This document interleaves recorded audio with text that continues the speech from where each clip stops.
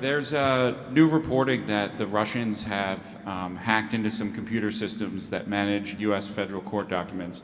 I wonder if you've seen this reporting and if you plan to bring it up with Putin when you see him later in the week.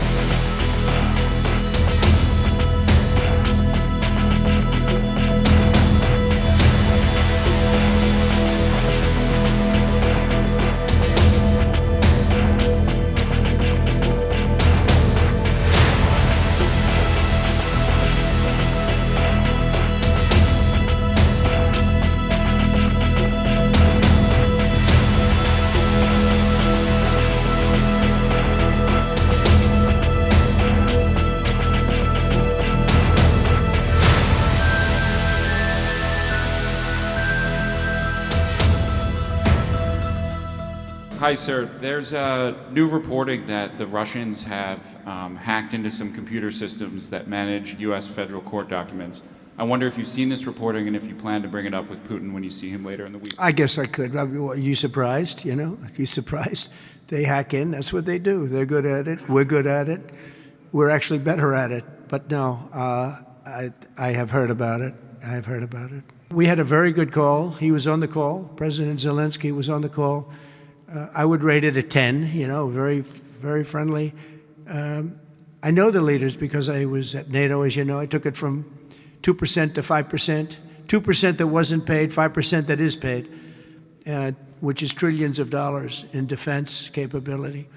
No, it was always going to be, I was going to meet with President Putin, and then after that, I'm going to call the leaders and President Zelensky. I'm going to call President Zelensky, and then I'll call, probably in that order, the leaders. There's a very good chance that we're going to have a second meeting, which will be more productive than the first, because the first is I'm going to find out where we are and what we're doing. Again, this is Biden's war. This isn't my war. He got us into this thing, and it should have never happened. This war would have never happened if I were president. But it is what it is, and I'm here to fix it, and I'm here to stop 6,000, 7,000 people last week. 7,213 people last week were killed, mostly soldiers. But missiles being lobbed into towns don't exactly help either, but mostly soldiers. And Ukrainian and Russian. They're not American soldiers, but you know, if we can save a lot of lives, it would be a great thing. I've stopped 5 wars in the last 6 months. And on top of that, we wiped out the nuclear capability of Iran, obliterated it. It's turned out to be a correct word, by the way, because, you know, some of the press said, well, maybe it wasn't obliteration. It was obliteration. And we're going to meet with, I would say, the second meeting. If the first one goes okay, we'll have a quick second one. I would like to do it almost immediately. And we'll have a quick second meeting between President Putin and President Zelensky and myself, if they'd like to have me there. And that would be a meeting where maybe it could be absolutely work. But the first meeting will not work that out. Certain great things can be gained in the first. It's going to be a very important meeting. But it's setting the table for the second meeting. I think the second meeting, if the second meeting takes place. Now, there may be no second meeting, because if I feel that it's not appropriate to have it because I didn't get the answers that we have to have, then we're not going to have a second meeting. Mr. President, will Russia face any consequences if Vladimir Putin does not agree to stop the war after your meeting on Friday? Yes, they will. Yeah. What will the consequences There will be be? consequences. Sanctions, tariffs? There will be, I don't have to say, there will be very severe consequences. When you meet with Vladimir Putin Friday in Alaska, Yeah. do you believe you can convince him to stop targeting civilians in Ukraine? Well, I'll tell you what, I've had that conversation with him. I've had a lot of good conversations with him. Then I go home and I see that a rocket hit a nursing home or a rocket hit an apartment building and people are laying dead in the streets. So I guess the answer to that is no, because I've had this conversation. I want to end the war. It's Biden's war, but I want to end it. I'll be very proud to end this war along with the 5 other wars I ended. But I guess the answer to that is probably no, because I would have had a good conversation with Vladimir. I knew him very well. I got along with him great, actually. We had I had to go through the Russia hoax. And it was actually, it was a strain on the relationship. I actually told him, I said, you know, they got this phony investigation going on, Russia, totally phony, created by Adam Schiff, Shifty Schiff, and Hillary Clinton and the whole group of them. And it made it very dangerous for our country because I was unable to really deal with Russia the way we should have been. I'm looking at Pam because I hope something's going to be done about it. These people put our country at great danger. And Adam Schiff, it was all made up. It was a hoax. The Mueller report came out. They all hated me. They had 18 Trump haters. And they said I did nothing wrong. They couldn't believe, they couldn't find anything. After years of investigation, it was all a hoax. It was a hoax created by the Democrats, but in particular Schiff and Crooked Hillary, the whole group.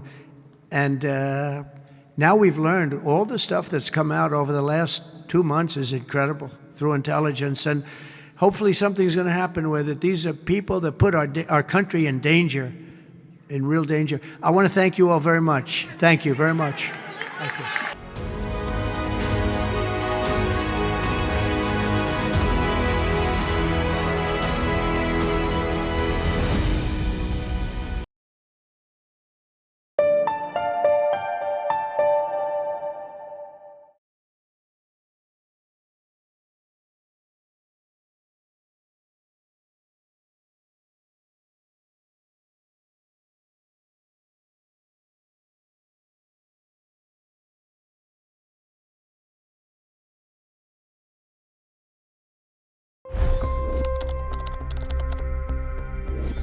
$25 crore गरीब गरीबी को परास्त करके बाहर निकले। For the good of our nation, let's work together and let's truly make America great again. The fastest news breaks. Requested PM saying that look, you will have to speak to Putin and to Zelensky. The biggest news makers. The relationship with India is probably the most important bilateral relationship the U.S. will have for the rest of this century. The capital delivered quite an election result today. Expert analysis. The million-dollar question today is how to stop this dance of death. Ground reports. I'm standing at the crossroad of the Kumbh Mela. Behind me are more than 100 entry ghats. Long-form interviews. Exclusionary politics is reflected in Manipur case as well. You don't bother because this is a small state. Deep dive into burning issues. It's often said DRC could be the richest country in the whole world. It's because of what sits underneath. Why exactly did the US topple the Sheikh Hasina government? HT videos. We don't just break news, we break it down.